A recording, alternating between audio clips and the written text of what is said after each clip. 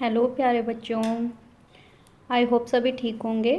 आज हम आपके लिए वीडियो लेके आए हैं चैप्टर नंबर 1 क्लास 7th पादपों में पोषण का पार्ट नंबर 3। 2 वीडियोस में हम ये जान चुके हैं कि प्रकाश संश्लेषण पौधों में कैसे होता है, और सेकंड वीडियो में हमने विस्तार से ये जाना कि हमारे जो विषमपोषी पौधे होते हैं और जो स्वपोषी हैं। विषमपोषी में जो परजीवी हैं, मृत जीवी हैं और जो कीट भक्षी पौधे हैं उनकी क्या विशेषताएं हैं, कहाँ पाए जाते हैं और वो किस पर निर्भर होते हैं। और सेकंड पार्ट में हमने ये भी देखा था कि सहजीवी संबंध क्या होता है। आज के थर्ड पार्ट में हमारा जो आज का टॉपिक है वो है मिट्टी में पोषकों की पुनः पूर्ति किस प्रकार से होती है। ठीक है, तो मिट्टी के अंदर जो पोषक तत्व हैं उनकी, जैसे हमने एक बार फसल उगा दी, किसान ने फसल उगाई तो उसमें कुछ जो पोषक तत्व हैं, जैसे ही फसल की कटाई होती है उनकी जो पोषक तत्वों की मात्रा है उस भूमि पर कम हो जाती है। तो क्या करते हैं फिर, आप लोगों ने देखा भी होगा, जो किसान हैं वो उसमें क्या डालते हैं, उर्वरक या खाद का प्रयोग करते हैं ताकि जो भूमि में पोषक तत्वों की कमी है वो पूरी की जा सके। और उन्हीं की जो खाद और उर्वरक होते हैं उनमें मेनली नाइट्रोजन, पोटेशियम, फास्फोरस ये सब पाए जाते हैं। ठीक है बेटे, तो खाद क्यों डालते हैं ये आपको पता लग गया होगा, क्योंकि भूमि में पोषक तत्वों की जो कमी है उसे पूरा किया जा सके, इसलिए किसान जो है वो खाद का उपयोग करता है और उर्वरकों का प्रयोग करता है।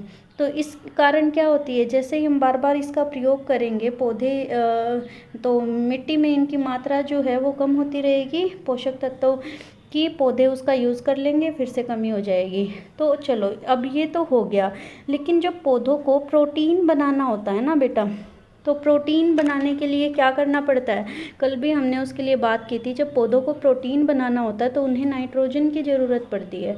अब ये नाइट्रोजन का कहाँ से उपयोग करेंगे, ये कहाँ से ये उसका जो है बंदोबस्त करेंगे कि हम पौधों को नाइट्रोजन मिल जाए।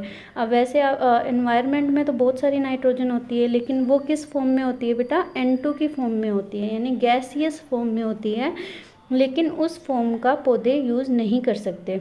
तो पौधे के यूज़ करने के लिए क्या करना पड़ेगा, उसको उसी प्रकार से ढालना पड़ेगा ताकि पौधे जो है नाइट्रोजन को यूज़ कर सकें। अब जो पौधे हैं वो नाइट्रोजन को किस फॉर्म में यूज़ कर सकते हैं, विलय की फॉर्म में यूज़ कर सकते हैं। ठीक है, अगर नाइट्रोजन विलय की फॉर्म में होगी तभी उसको पौधे क्या कर पाएंगे, अवशोषित कर पाएंगे। और ये काम कौन करता है, कल भी मैंने आपको बताया था, कुछ नाइट्रोजिनस बैक्टीरिया होते हैं जिसे हम राइजोबियम जीवाणु भी बोल देते हैं। उन जीवाणुओं को क्या बोलते हैं, राइजोबियम जीवाणु।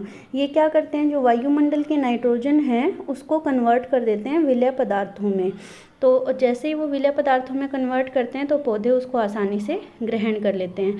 लेकिन ये राइजोबियम क्या करते हैं, ये है क्या, कहाँ पाए जाते हैं, ये जो राइजोबियम है बेटा ये अपना भोजन खुद नहीं बना सकते। जो ये जीवाणु होते हैं अपना भोजन खुद नहीं बना सकते। ये मेनली कहाँ पाए जाते हैं, जो दाल की फसलें होती है ना, स्पेशली उनकी जड़ों में पाए जाते हैं। जैसे गोल गोल ना गांठें सी होती हैं, इसे अगर आप लोगों ने देखा होगा, गोल गोल जड़ों में गांठें सी पाई जाती हैं। ये जड़ों में जो गांठें पाई जाती हैं ना उन्हीं को क्या बोलते हैं, राइजोबियम जीवाणु बोलते हैं। ये जो राइजोबियम जीवाणु होते हैं वो क्या करेंगे, जो वायुमंडल की नाइट्रोजन है उसको विलय रूप में कन्वर्ट कर देंगे, फिर पौधे वहाँ से ले लेंगे। तो अब बताओ, राइजोबियम ने तो अपना काम कर दिया, अब बदले में क्या करेगा, जो पौधे हैं वो उसको क्या करेंगे, आवास देंगे रहने के लिए और भोजन देंगे, जो भोजन ने प्रकाश संश्लेषण से बनाया है। तो इसके बदले में पौधे राइजोबियम को आवास और खाद्य प्रदान करते हैं। तो यानी अब मैंने कल जो आपको सहजीवी संबंध बताया था उसमें क्या था, जब दो जीव एक दूसरे की जो ज़रूरत की चीज़ें हैं उसकी आपूर्ति करते हैं और साथ साथ रहते हैं, इससे उसको भी अपनी ज़रूरत की चीज़ मिल जाती है, पौधे को राइजोबियम से और राइजोबियम को पौधे से खाना मिल जाता है। तो ऐसे संबंध को क्या बोलते हैं, सहजीवी संबंध। तो आप बता सकते हैं कि उनमें कैसा संबंध पाया जाता है, दालों में और पौधे में और राइजोबियम के बीच में सहजीवी संबंध। ठीक है बेटे, तो इससे क्या होता है, तो जब दालों की फसल उगाते हैं ना, तो इसमें किसानों को अलग से उर्वरक डालने की आवश्यकता नहीं पड़ती है, क्योंकि उनमें अपने आप आपूर्ति हो जाती है। उर्वरक देने की आवश्यकता नहीं होती, जिसमें स्पेशली नाइट्रोजन होता है, ऐसी उर्वरक देने की आवश्यकता नहीं होती। इस प्रकार हमने देखा कि मिट्टी से पोषकों की पूर्ति किस प्रकार होती है। आई होप सबको ये टॉपिक भी समझ आ गया होगा। अब हम आगे देखते हैं इसके जो इम्पोर्टेंट पॉइंट्स हैं वो क्या क्या हैं, जो हम ये पूरे उसका सार हो जाता है बेटा चैप्टर का, कि क्या क्या चीज़ें इसमें आई हैं, क्या क्या हमने पढ़ा है। चलिए हम रिवाइज कर लेते हैं। स्वपोषी क्या होते हैं? स्व मने खुद से, पोषी मतलब पोषण, यानी ऐसे पौधे जो खुद से अपना भोजन बना लेते हैं, हम उसे क्या बोलेंगे? स्वपोषी। क्लियर है? क्लोरोफिल क्या होता है? क्लोरोफिल पत्तियों में पाया जाने वाला हरा वर्णक होता है क्लोरोफिल। ठीक है बेटा, यानी जो पत्तियों का कलर जो हरा होता है वो किसकी वजह से होता है? क्लोरोफिल की वजह से होता है। और क्लोरोफिल किस में सहायक है? पौधों के प्रकाश संश्लेषण का जो पूरा प्रक्रम है उसमें क्लोरोफिल की अहम भूमिका रहती है। तो क्लोरोफिल के दो काम है, एक तो ग्रीन कलर प्रोवाइड करता है, दूसरा प्रकाश संश्लेषण में। अब थर्ड है विषमपोषी। विषमपोषी क्या होता है? जो दूसरों के ऊपर आधारित होते हैं या दूसरों से खाना ग्रहण करते हैं, ऐसे पौधे को क्या बोलेंगे? विषमपोषी। ठीक है बेटे। परपोषी क्या होते हैं? परपोषी देखो, जैसे हमने कल जो पढ़ा था उसमें आया था परपोषी।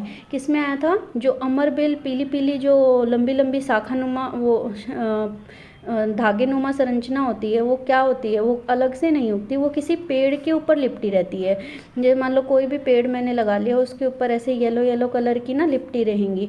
अब ये खुद से तो अपना भोजन बनाती नहीं है। अमरबेल किससे लेगी? जो जिसके ऊपर ये लिपटी हुई है, जिस पौधे पे ये लिपटी हुई है उससे अपना भोजन लेगी। तो जो भोजन इसको प्रोवाइड करेगा अमरबेल को, यानी ये इससे अपना भोजन लेगी। तो ये जो पेड़ है ना जिसके ऊपर ये आरोहित है, उस पेड़ को क्या बोलेंगे? परपोषी। और क्योंकि ये दूसरे पेड़ से दूसरे के ऊपर आधारित है, इसीलिए इस बेल को बोला जाता है परजीवी। क्या बोलते हैं? परजीवी। अमरबेल को क्या बोलेंगे? परजीवी। और जिससे ये अपना भोजन लेगी उस पौधे को क्या बोलेंगे? परपोषी। ओके। अगला है कीटभक्षी पादप। कल हमने इसका चित्र सहित देखा था कि इसका पिचर प्लांट भी बोलते हैं इंग्लिश में। घड़े जैसा ये फूल होता है और ऊपर एक ढक्कन होता है। जैसे ही कीट आता है इसकी सुंदरता को देख के, तो वैसे ही वो फंस जाता है बेचारा और ढक्कन ऊपर से बंद हो जाता है। और इस तरीके से ये अंदर से एक जो डाइजेस्टिव एंजाइम है वो सिक्रीट करता है कीटभक्षी पादप, और कीटों को पचा जाता है। और फिर जैसे ही वो कीट पच जाता है, फिर से वो फ्लैप जो है, फिर से वो ढक्कन है वो खुल जाता है। तो ये कीटभक्षी पादप है। उसका एग्जाम्पल क्या है कीटभक्षी पादप का? घटपर्णी। घटपर्णी ये हमने कल पढ़ लिया था। अब एक चीज़ आप ध्यान रखना कि कीटभक्षी जो पौधे हैं, ये रिवाइज कर लीजिए कि कल हमने पढ़ा था कि ये मेनली कौन सी जगह पे होते हैं? ऐसी जगह पे पाए जाते हैं जहाँ नाइट्रोजन की कमी होती है। यानी जिस मिट्टी में नाइट्रोजन की कमी होती है उस जगह पे ये पाया जाता है। और अपनी नाइट्रोजन की आपूर्ति कैसे करता है? ये कीटों को खा खा के ये नाइट्रोजन की आपूर्ति करता है। ठीक है बेटे।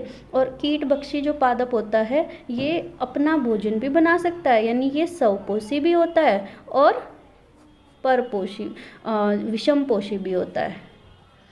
ठीक है, यानी ये दूसरे पे डिपेंडेंट भी होता है और जो है खुद से भी अपना भोजन बना लेता है। यानी दूसरे पे डिपेंडेंट कैसे हुआ? ये कीड़ों को खा रहा है और अपनी नाइट्रोजन की आपूर्ति कर रहा है, तो विषमपोषी हो गया।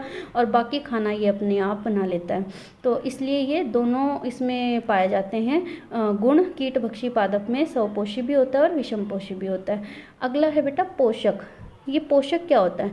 ये वर्ड हमारा आया था पोषक तत्व, यानी कोई भी ऐसे तत्व जो पौधे के लिए या जीव जंतु के लिए वृद्धि के लिए जो आवश्यक होते हैं, उसके वृद्धि के लिए, बढ़ने के लिए, ऊर्जा देने के लिए, उसे अपना खाद्य जितने भी उसकी एक्टिविटी है उसको करने के लिए आवश्यक होते हैं, उन्हें क्या बोलते हैं? पोषक बोलते हैं। ऐसे तत्वों को पोषक बोलते हैं। परजीवी क्या होता है? जो ऐसे जीव जो दूसरों के ऊपर आधारित हों, अपने खाने के लिए दूसरों पर आधारित हों। अगर आपसे पूछा जाए ह्यूमन बीइंग यानी मानव क्या है, तो मानव भी परजीवी में ही आता है, क्योंकि हम भी दूसरों के ऊपर आधारित होते हैं। या तो पौधों से बना भोजन लेते हैं, या तो पौधों पे आधारित होते हैं, या जंतु से बना, तो इसलिए हम भी परजीवी में आते हैं। ठीक है। और पौधे में देखें तो परजीवी में कौन आएगा, अमरबेल आएगा। प्रकाश संश्लेषण ये तो हम पढ़ ही चुके हैं विस्तार से। प्रकाश संश्लेषण पे ही फर्स्ट पार्ट हमारा सारा बना हुआ है, जिसको आप थोरोली पढ़ लेना, अच्छे से पूरी वीडियो देखना। और बेटा कोई भी आपको डाउट आता है तो आप वीडियो के कमेंट बॉक्स में नीचे ऑप्शन आता है कमेंट का, उसमें आप लिख दिया करो कि मैम आपका ये टॉपिक समझ नहीं आया, दोबारा बता दीजिए, तो आपको पूरा एक्सप्लेन करके दोबारा से भी बताया जाएगा। और अगर आपको सारी चीज़ क्लियर हुई है या अच्छी लगी है, उसके लिए भी आप बता दीजिए कि मैडम अच्छी लगी और मुझे समझ में आ गया। ज़्यादा से ज़्यादा इस वीडियो को लाइक करके सब्सक्राइब ज़रूर करें, क्योंकि जब भी नई वीडियो आएगी आपके पास नोटिफिकेशन आ जाएगा और आप के पास टाइम रहते वो वीडियो आ जाती है, तो आप देख भी सकते हैं और कोई भी चीज़ आपसे छूट नहीं पाएगी। चलिए जी, प्रकाश संश्लेषण के बाद आता है मृत जीवी। ये मृत जीवी क्या होते हैं, ऐसे जीव जो गली सड़ी और मृत जीवों के ऊपर आधारित होते हैं, उनसे अपना भोजन ग्रहण करते हैं, उनको क्या बोलते हैं, मृत जीवी। और इसके एग्जाम्पल क्या थे, हमने पार्ट नंबर 2 में पढ़ा था। सभी बच्चे इसका कमेंट बॉक्स में आंसर देंगे कि मृत जीवी के क्या क्या उदाहरण हैं। सभी बच्चों का ये करना अनिवार्य है, सभी बच्चों को आंसर देना है। अगला है रंध्र। ये रंध्र क्या होते हैं बेटा, पत्ती के अंदर जो छिद्र होते हैं छोटे छोटे, उनको क्या बोला जाता है, रंध्र बोला जाता है। और सहजीवी संबंध क्या होते हैं, ये हमने आज भी पढ़ा है कि ऐसा जो दो जीव जो आपस में अपने आपूर्ति के लिए एक से अपने आवास को बांटते हैं, खाने को बांटते हैं एक दूसरे के साथ, तो ऐसे संबंध को क्या बोला जाता है, सहजीवी संबंध। यानी जब दो जीव होते हैं वो आपस में रहते हैं और आदान प्रदान करते हैं एक दूसरे की आपूर्ति के लिए। जैसे कि हमने आज राइजोबियम और पौधे के बारे में पढ़ा। राइजोबियम उसको नाइट्रोजन देगा विलय फॉर्म में, और पौधे उसको खाना देंगे बदले में प्रकाश संश्लेषण से, क्योंकि राइजोबियम प्रकाश संश्लेषण नहीं करता, खुद का भोजन नहीं बनाता। तो दोनों आपस में एक दूसरे का ध्यान रख रहे हैं, दोनों को पोषित कर रहे हैं एक दूसरे को। ठीक है, तो ऐसे संबंध को सहजीवी संबंध कहेंगे। अगला है आपका कवक। ये कवक हमने कल सेकंड पार्ट की वीडियो में हमने पढ़ा था। कवक क्या होता है बेटा, लाइकेन जो फैमिली है उसका 2 पार्ट थे, शैवाल और कवक। कवक क्या होता है, कवक अपना भोजन खुद से नहीं बना सकता, कवक में क्लोरोफिल नहीं होता, और ये बनता कहाँ है, जहाँ नम और उष्ण जगह होगी ना, जहाँ मॉइस्चर होगा, वहाँ ये पनप जाता है। जैसे कि इसके लिए हमने एक एक्टिविटी भी देखी थी कि अगर कोई ब्रेड के टुकड़े को गीला करते हैं और नम जगह पे रख दें, तो कुछ दिन बाद आप देखोगे उस पर फफूंदी सी जम जाती है, काली काली ब्लैक सी, तो उसे हम क्या बोलते हैं, कवक बोलते हैं। ठीक है बेटा, तो ये हमारे थे प्रमुख शब्द। इसमें सारा का सारा चैप्टर जो है वो फिर से रिवाइज हो गया है। अब इसके नीचे सारांश है जो आप लोग पढ़ लीजिएगा, और अगली जो वीडियो आएगी उसके अंदर हम आपको बताएंगे कि सारे जो एक्सरसाइज के क्वेश्चन हैं वो कवर करेंगे, जिसको आप सभी बच्चे कॉपी में भी नोट करेंगे, और जो चीज़ आपको समझ नहीं आती है उसके बारे में आप दोबारा से पूछ भी सकते हैं। तो आप सबका जो होमवर्क है वो एक तो ये है कि आप मृत जीवी के उदाहरण दोगे, कमेंट बॉक्स में आंसर दोगे, जो वीडियो का कमेंट बॉक्स है उसी में ही, कि मृत जीवी के उदाहरण क्या क्या हैं। और घर से आपको ये सभी बच्चों को ये पढ़ के आने हैं, जितने भी ये की पॉइंट्स आपने दे रखे हैं, क्योंकि चैप्टर हमारा कंप्लीट हो गया है। तो इतना काम आपको घर के लिए भी करना है कि खुद से आप मेहनत करें, और इनमें से अगर कुछ भी समझ नहीं आता है तो आप वीडियो में डाल दीजिएगा, हम फिर से अगली वीडियो में आपका सॉल्यूशन ज़रूर देंगे। आज के लिए थैंक यू, धन्यवाद।